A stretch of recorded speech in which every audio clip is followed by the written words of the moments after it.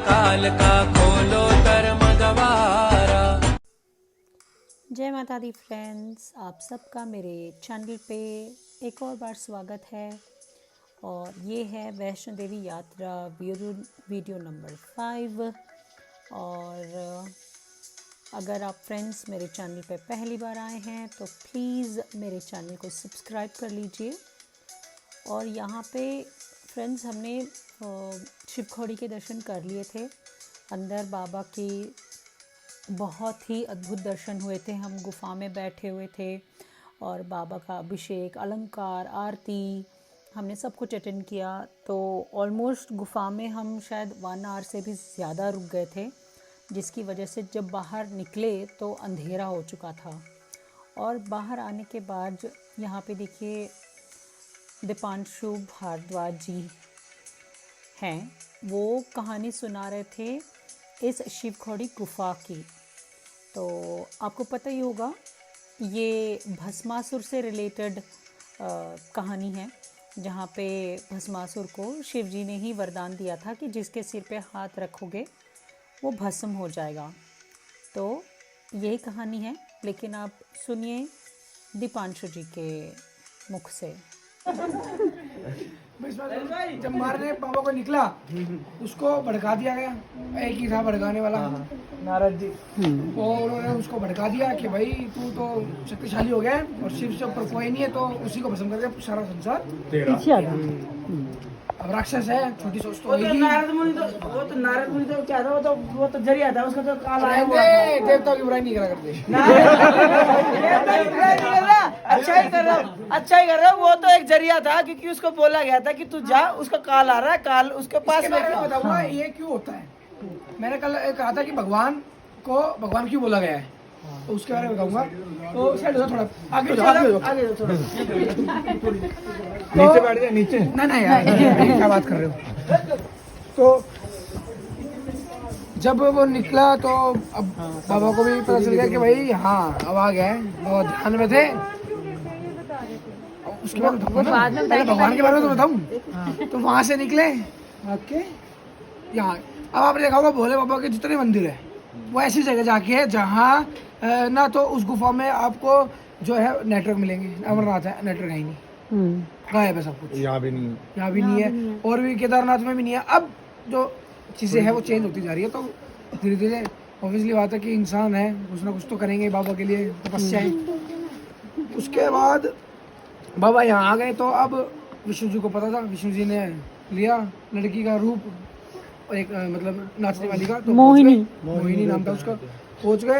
पहुंच के पहले तो वो करा, क्या कहते उसे, नृत्य किया, डांस। आजकल के नहीं बाबा डांस करा। तो डांस करने के बाद अब वो मोहित हो गया। पहले क्या एक्चुअल होता क्या था कि कभी देवी देवता इन सब चीज़ों के शौकीन होते थे। कोई भी राजा बन गया, हाँ भाई कभी अभी भी वैसा ही है लोग। फिर अब तो चीजें गुप्त होने लगी ना, पहले सबको पता होता था कि हाँ राजा जी आज तो गए हैं वहाँ। तो आगे मोहित हो गया। जब विष्णु जी ने उसका कत्ल कर दिया, संहार कर दिया, डांस करते करते अपना हाथ अपने हाथ रखवा लिया था। उसको ये आशीर्वाद था कि अगर किसी ने तेरे को आशीर्वाद दे दिया तू वो वरदान भोलेनाथ ने खत्म हो जाएगा। किसी को भी कर दिया तो। अब वो भोलेनाथ के पीछे लगा होता। भोलेनाथ अपने तपस्या में लीन थे, अपने परिवार को लेके यहाँ आ गए थे, सबको लेके आ गए थे। तो अब परिवार जब ये सारी चीज़ें स्टोरी होगी तो सब 33 गुरु देवता आए इनके से ले जाने के लिए, और इनके पूजा अर्चना करी। और जो थे शेषनाग तो इनकी हमेशा सिक्योरिटी में रहते थे। तो शेषनाग आपने गुफा के ऊपर ही, बिल्कुल जहाँ से आप गुफा निकल रहे वहीं पर शेषनाग है ना। और सामने अमरनाथ की गुफा भी है और बाबा अमरनाथ रास्ते ही है, और स्वर्ग भी है यहाँ पर। यहीं से पांडव स्वर्ग गए थे ढूंढते ढूंढते, यहाँ पे पांडव भी यहाँ आए थे। जितने भी स्थल है ना वहाँ पे पांडव जरूर आपको मिलेंगे, क्योंकि उनको ये श्राप था कि उन्होंने अपने सभी भाई बहनों को पूरा अपना कुल खत्म कर लिया था, खुद ही का ही कुल खत्म कर लिया था। तो उनका श्राप था कि आपको कहीं नहीं मिलेगा। तो उन्होंने पूरा भारत का नापा था।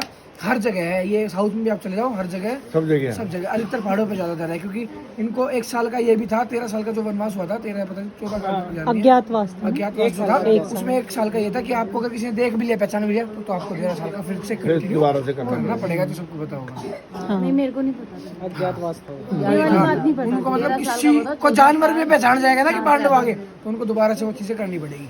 इतना मुश्किल था, इतना टफ था। किसी से छुपते छुपते ऐसी जगह पे छुपेंगे। भगवान को भगवान से बोला जाता है कि इसकी डेफिनेशन मैं बाद में दूंगा कि मुझे सब कुछ पता है, फिर भी वो जो आगे चक्र घूमेगा उसके अकॉर्डिंगली मुझे चलना पड़ेगा। भगवान को पता था मेरा बेटा है, उसको फिर भी त्रिशूल चढ़ा दिया, गणेश जी की गर्दन काट दी, पता था मेरा बेटा है, पर वो चक्र से जो भिड़ा वो नष्ट हो गया। काल चक्र। काल चक्र से। चक्र से जो भिड़ा वो नष्ट हो गया। अब इसमें भगवान भी आ गए, इसमें ब्रह्मा जी भी चक्र से भिड़े थे कि मेरे से ऊपर कोई नहीं है, तो उनका अक्षर काट दिया गया। तो मतलब चक्र से आप नहीं भिड़ सकते। चक्र को जो भी बंदा छेड़ेगा, ये आज की लाइफ आप टाइम को छेड़ के देख लो, आपको बर्बाद करके रख देगा। ये समझ लो मैं हूँ आती, तू नहीं है आती भाई, सब करने कराने वाला वो है। तो ये चक्र है, चक्कर में भगवान भी उल्ले। अब मेरे को मैं कह दूँ अरे भोला तो 1 मिनट में सारे कष्ट काट देगा सबकी चुटकी जाके, और मैं तो इतने कष्ट झेल रहा हूँ इसके लिए। एक बंदे ने मेरे से क्वेश्चन करा, मैं कल बता भी रहा था कि अरे तो आप कहाँ से भाई, मेरे से क्वेश्चन करा कि भैया भोले बाबा को दूध क्यों चढ़ाते, मैं तो नहीं चढ़ाऊँगा। मैंने कहा तेरे बाप के पास कितनी प्रॉपर्टी है? कह रहा 2 घर है, 2 गाड़ी, मैं को मेरे नाम कर दे। कह रहा क्यों? मैं तेरे को जरूरत ही नहीं है, ऐसी भोले बाबा को जरूरत है तो तेरे को जरूरत है। मैं कहा उसको अपना बाप मानता हूँ, अपने बाप के लिए नहीं करूँगा तो किसके लिए करूँगा? मेरे को उस लायक बनाया, और मेरी जरूर मान ले मेरे को 2 गाड़ियों की जरूरत है, तू सारी चीज़ें बेच दे, तेरे पास 1 करोड़ रुपये आ जाएगा, 1 करोड़ रुपये सब में बांट दे। कह रहा क्यों बांट दूँ? मैं कैसा भूखे मर रहे इसलिए बांट दे। कह रहा मैं क्या करूँगा? तो वो क्या करेगा? मैं कहा चक्कर है, सबको घूमना पड़ेगा। जो उसके लिए कर सकता है 1 रुपया कर सकता है, उसके लिए 1.5 का करना पड़ेगा, क्योंकि वो माँ बाप है। तो इसलिए भोले बाबा को जल चढ़ाया जाता है। जो उनके रीति रिवाज है वो तो करोगे। हमारे घर में लड़की आई, मंगलसूत्र डाल के तो ले आओगे, ऐसे भगा के तो ले आओगे नहीं। तो यही सेम स्टोरी है, जो चक्र है सब, मतलब ये आपको घूमना पड़ेगा इसके साथ साथ। कईयों ने ध्यान दिया हो, अरे आदमी तो मेरे को वहाँ मिला था, यहाँ भी मिल गया। एक टाइम पर 2 आदमी एक ही जगह मिल गए, चक्र ही तो है। शासक ने विवेकानंद से कहा, बुलाया अपने यहाँ पे कि भाई आप लोग मूर्ति उपासक हो, मूर्ति पूजा करते हो, क्या है इसमें? कुछ नहीं है, तो पत्थर है, मूर्ति है, हम तो नहीं मानते इसको, कुछ नहीं होता। विवेकानंद कहते बिल्कुल आपने सही कहा, मैं मान लेता हूँ। उसने देखा, विवेकानंद जी ने देखा कि उस राजा की, मुस्लिम राजा के पीछे उनके बाप दादाओं की तस्वीर लगी हुई थी। तो विवेकानंद जी ने पूछा कि ठीक है, ये तस्वीर किसकी है? उन्होंने कहा ये मेरे पिताजी हैं, मेरे दादाजी हैं। कह रहा आप मानते हो ये आपके दादाजी? कह रहा हाँ बिल्कुल उनकी तस्वीर है। कह रहा लेकिन मैं नहीं मानता, मैं थूक दूँ इनके ऊपर? आप अगर कहो अनुमति दें, मेरे लिए तो एक कागज़ है, प्रिंटेड है, मैं इस पर थूक दूँ? कह रहा कैसी बात कर रहे हो आप, ऐसा कैसे हो सकता है, थूक कैसे सकते हो, मेरे पिताजी की तस्वीर है। कह रहा बस यही भाव हमारे अंदर है कि जो मूर्ति हमारे सामने है उसमें हमारा देवी देवता विद्यमान है। वो हमें देख रहा है, हम उसे देख रहे हैं, वो हमें सुन रहा है, हम उसे सुन रहे हैं। तो वो मान गया कि हाँ वाकई में ये चीज़ है, और ये फैक्ट है, ये सच में सच्ची घटना है, ये विवेकानंद जी के साथ। शंकर भगवान की।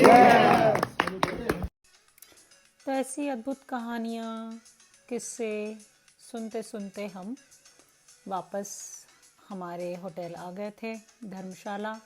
और ये अगले दिन सुबह की शूट थी, जहाँ पे देखो गुरु माँ ये गोदी में है, हृदय बाबू, और हमें जाना था कौल कंडोली के मंदिर। दिखाते हैं आपको वहाँ के भी दर्शन। तो फिर हम सब मिलके वापस बस में हो गए थे सवार, और निकल पड़े थे कौल कंडोली के दर्शन के लिए। तो बस में बैठ गए सारे, और फिर यात्रा हमारी हो गई आरंभ। और कौल कंडोली वही मंदिर है, जैसे कि गुरु माँ बता रहे थे, जहाँ पे माँ वैष्णो ने बचपन में दर्शन दिया था कंजक के रूप में। और वहाँ पर माँ ने भैरव बाबा के लिए, सब देवताओं के लिए, ऋषियों के लिए खाना बनाया था, और वो वही कन्या रूप में। तो वही जगह है कौल कंडोली, जो कटरा से अप्रॉक्सीमेटली 30-35 किलोमीटर की दूरी पे है।